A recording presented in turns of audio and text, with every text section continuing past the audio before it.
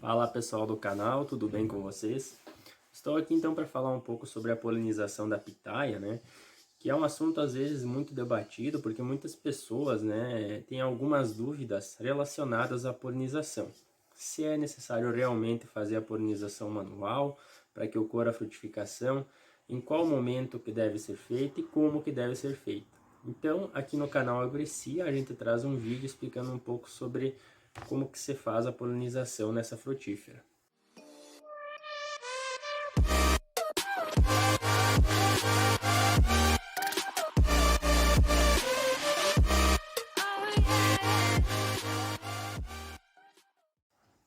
Bom, pessoal, a pitaia ela é uma frutífera, né, da família das cactáceas, ou seja, é da mesma família dos cactos. Quem conhece já a planta de pitaia consegue perceber uma grande semelhança, né, dessa planta na sua estrutura morfológica, que é muito relacionada e lembra um cacto, né? Então ela é da mesma família dos cactos, das cactáceas. O que que acontece? A gente tem muitas espécies de pitaia disseminadas pela América Latina inteira, e algumas dessas espécies, né, elas são autoférteis. Então aqui a gente já começa a esclarecer o primeiro ponto do vídeo, né? O que que são essas espécies autoférteis?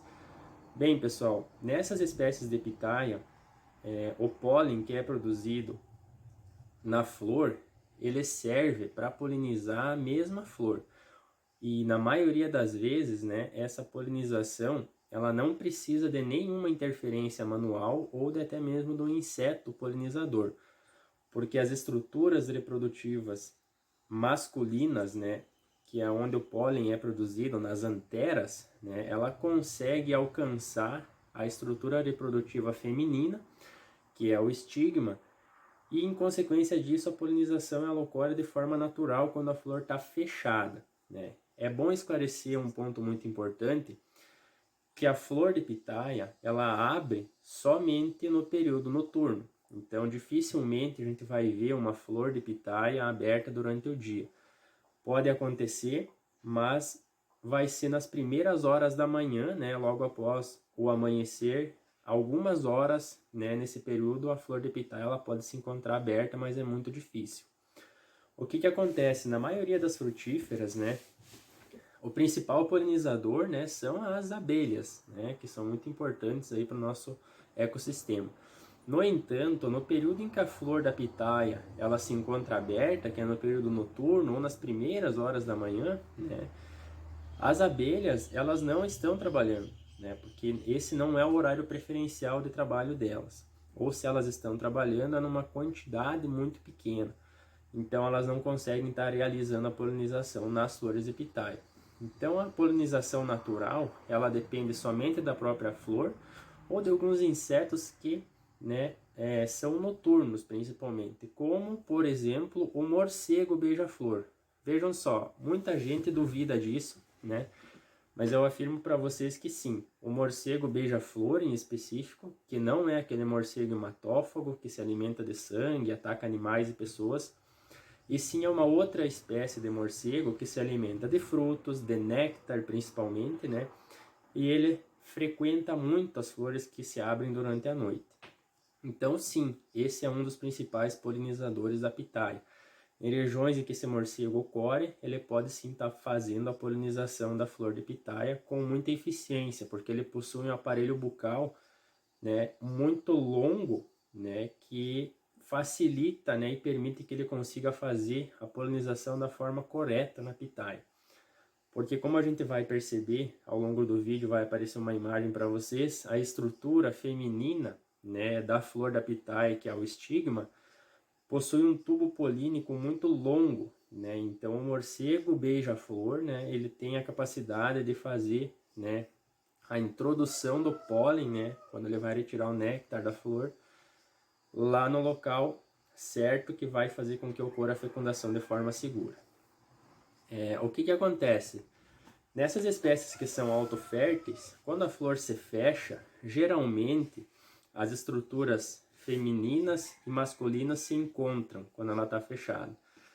Então o pólen consegue atingir o estigma e ocorre a fecundação de forma natural sem que seja necessário nenhuma polinização manual. Entretanto, não são todas as espécies, né, que possuem essa capacidade.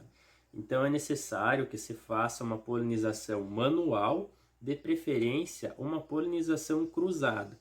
Ou seja, a polinização cruzada, ela consiste em coletar o pólen, né, de uma flor de pitaia de uma espécie que seja diferente da que vai receber o pólen. Ou seja, a gente coleta o pólen de uma flor de pitaia de polpa roxa e vai e faz a polinização numa flor de pitaia da polpa branca ou vice-versa.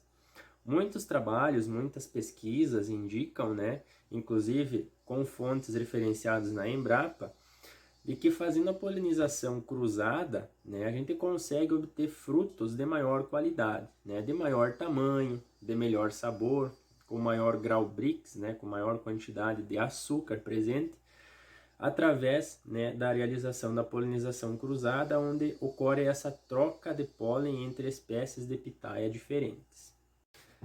Bom, então como que se faz a polinização da pitaia?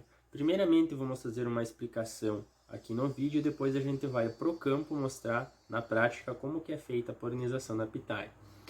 O melhor momento para fazer a polinização é quando a flor se encontra aberta, ou seja, no período noturno, né?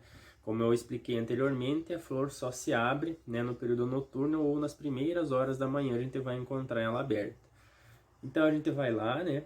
Pode-se usar um pincel, né? Um pincel pequeno, um próprio cotonete ou uma própria espátula, né? Que seja esterilizada de preferência, que esteja sem nenhum tipo de contaminação. E a gente pega um copo plástico, né? Vai numa flor, coleta o pólen dessa flor, né? E a gente espera que o pólen coletado numa flor, né? Seja suficiente para estar polinizando no mínimo outras 20 flores, né? A flor de pitaia ela é muito grande, então ela produz uma grande quantidade de pólen. Então a gente pega esse pólen, coleta, vai nas flores que necessitam da polinização e pega e coloca o pólen através do uso de um pincel, de um cotonete ou de uma espátula na estrutura reprodutiva feminina, que é o estigma. Então agora vai estar aparecendo uma imagem para vocês, né?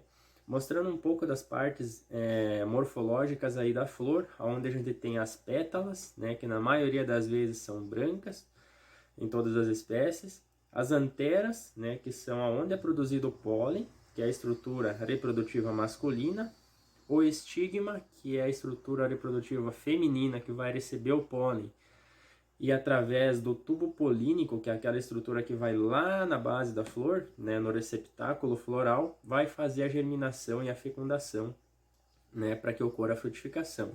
E também temos as sépalas, né, que são essas espécies de folhas verdes ao redor da flor que servem para fazer a sua proteção, e durante o dia elas vão estar fechadas, né, fazendo com que a flor fique fechada. Então agora vamos lá na prática ver como que realmente é feita a polinização da pitaia. Bom pessoal, então esperando chegar o período noturno, a gente percebe que as flores estão abertas, né? Como vocês podem ver, tem algumas flores que estão abertas, né? Então primeiramente a gente vai fazer aqui a coleta do pólen, né? Vou escolher essa flor aqui, que está mais fácil de coletar. Então a gente pega, né, um copo plástico, coloca aqui na flor e dá uma sacudida nela, né, para que o pólen que está lá dentro, né, nas estruturas reprodutivas masculinas possa estar caindo e a gente está coletando.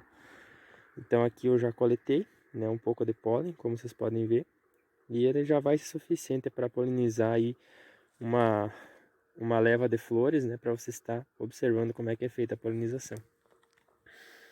Bom, pessoal, aqui então a gente tem uma flor, né, que a gente quer polinizar. A gente observa aqui a presença da estrutura reprodutiva feminina, né? Então o que a gente tem que fazer é pegar um pouco do pólen que foi coletado com o auxílio do pincel, né? E tá colocando esse pólen na entrada do tubo polínico, né? Que é essa abertura que tem ali, né, na estrutura reprodutiva feminina. Então um pouquinho de pólen aqui.